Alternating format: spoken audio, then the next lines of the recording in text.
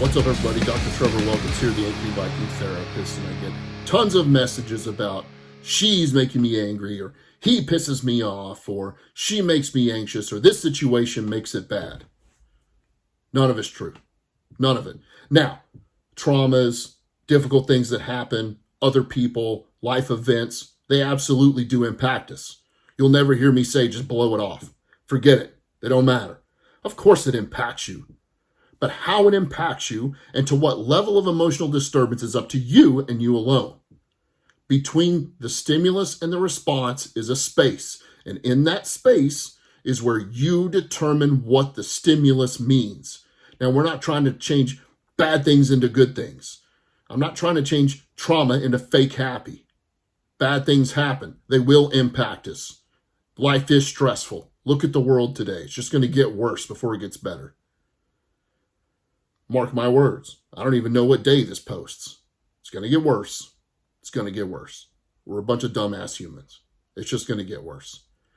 We're a bunch of dumbass humans because we're all responding emotionally. We all think that what other people do to us causes an emotion. Bullshit. It does impact us.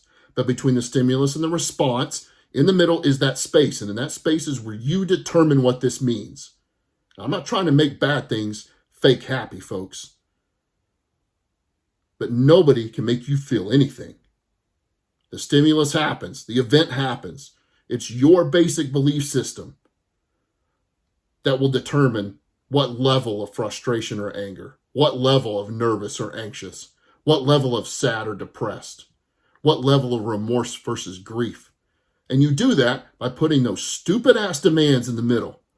They can't do this. She can't do this. It must not be this way. I must do perfect. You must treat me with respect. It shouldn't be this way. I can't handle this. I shouldn't have to deal with this. It's your ridiculous demands that you put in there, and then you label yourself as something ridiculous.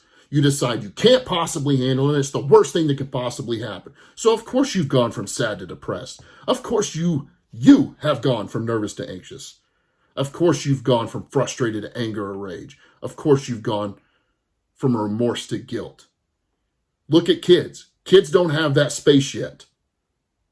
They just have stimulus response because they respond to what happens around them. They think they're responding the way that they should. Think about how we teach them. When your kid is overreacting to something, we teach them to think about the response before they have it. To think about the situation that just happened before they respond. To put that middle in of response between the stimulus. Or put that middle in of what this means before the response. That's what we teach kids to do. You just forgot already in your teens and 20s and 30s and 40s and 50s. And I don't know how old people are listening to this. I don't know if people do listen to this. Seems to be that way because people keep reaching out saying it means something, which I thank you for. And people reach out saying, I don't get it, but I want to learn it.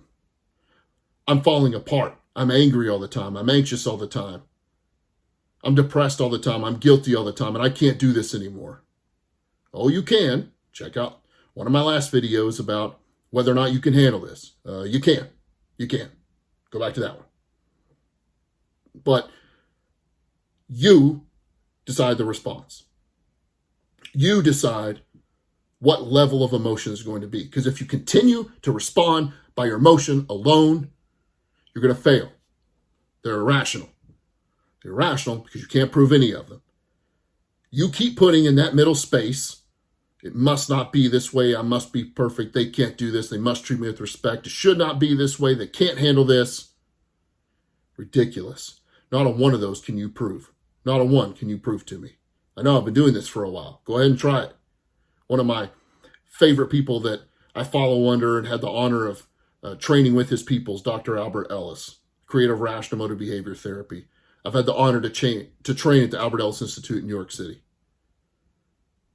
And Albert Ellis would tell you, go ahead, find one that you can prove.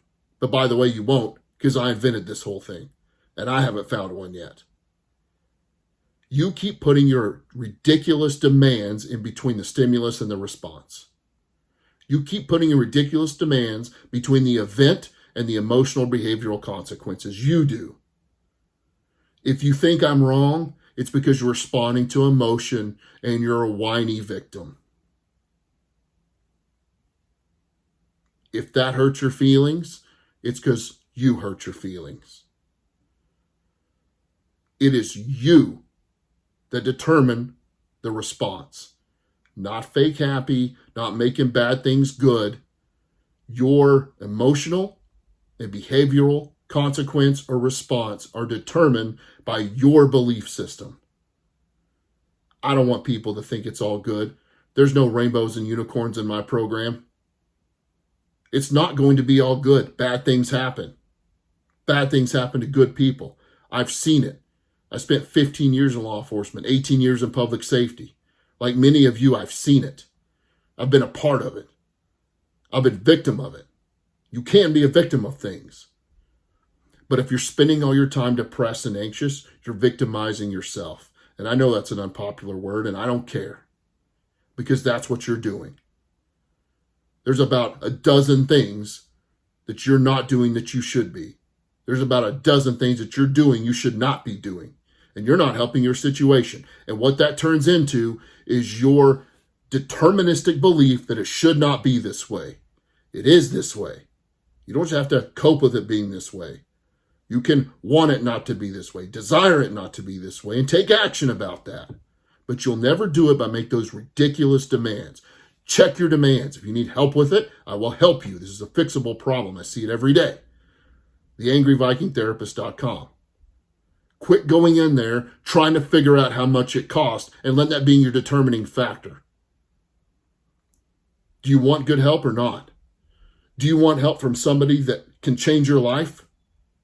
Help you change yours? Just like I changed mine? Stop looking at the money to make your determination. Of course it costs money, you knucklehead. Stop it. If the first question out of your mouth is how much does it cost to get help, then you're letting everybody down. You're letting yourself down. Go to my website, sign up to get the information. I will talk with you over text right there. Figure out what the problem is and how to fix it. It's time to make the change. Stop letting yourself down.